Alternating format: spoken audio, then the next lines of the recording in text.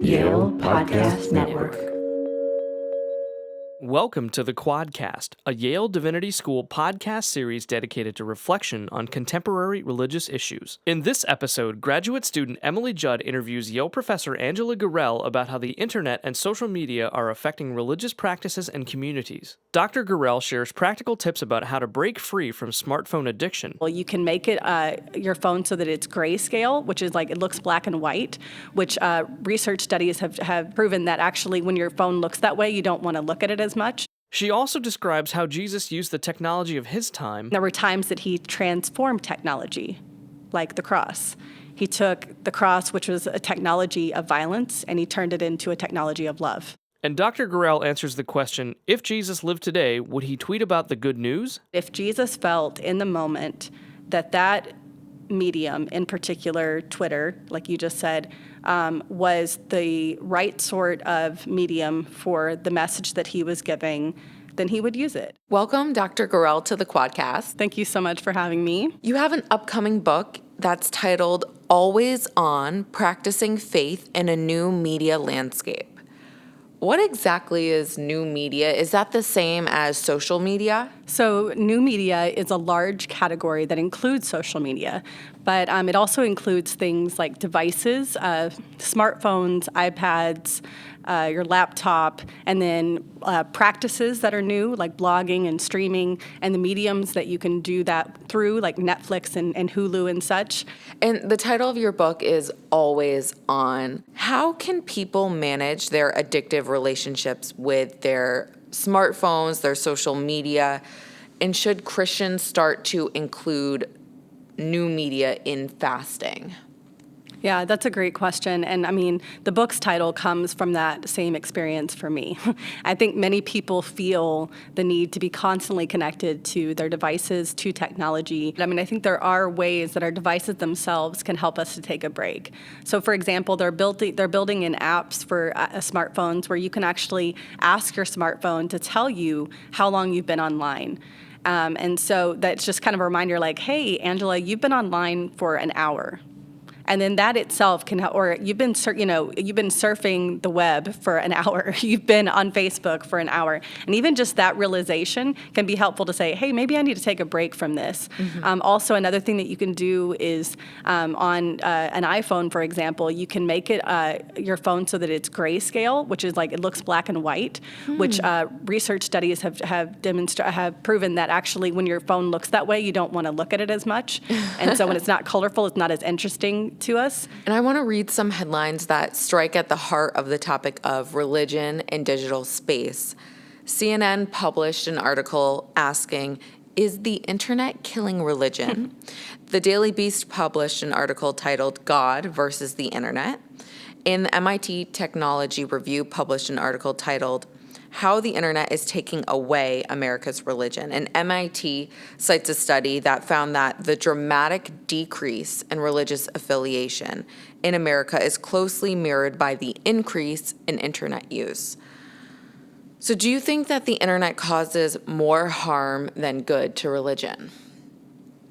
The thesis of my book is that the new media landscape has both glorious possibilities and profound brokenness. Throughout history, Christianity in particular and all religious traditions, just Christianity is mine, all religious traditions have had to negotiate the practice of faith within a media landscape of some sort. There's always been new technologies that have formed over time, and people have had to figure out what it means to practice faith in that particular time, in that context, with those mediums that have been available to them. And then also, I think it's important to remember that religion is a mediated phenomenon in itself. Peter Horsfield argues this in his book about Christianity, From Jesus to the Internet. He talks about Christianity being a mediated phenomenon throughout history. And I think that's an important thing to remember, is that so our faith is negotiated through media as well. And so it's been an important part of the history of Christianity. I mean, Paul's letters were a form of media, a way that he connected to people when he wasn't in person with them. And it was an extension of in-person ministry. So So that I want to say that first, and then the second thing that I'll say is about this kind of a word about profound brokenness and glorious possibilities.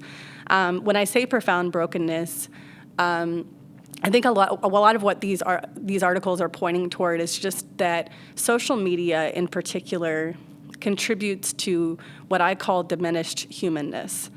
It's really easy to diminish your sense of your own humanness when you're participating online, and sometimes to say or do things online that you wouldn't do in person. It's easy to diminish the humanness of other people and to treat other people in ways that you wouldn't necessarily treat them in person because you can't touch them. You can't see their tears. You can't see their expressions, necessarily, like unless you're in a video conference with them. But so it's easy to, because the screen is flat, to flatten their sense of humanity and then to treat them differently than you would in person. So certainly the internet gives us kind of the ability to dehumanize other people and then to participate as a result in wounding actions like bullying, harassment, flame wars, getting angry, having angry dialogue with each other, all sorts of things. And that poses a real, problem for religion. When we participate in those things, obviously it's hard to practice our faith. And I would say, as a Christian, to follow Jesus and, his example.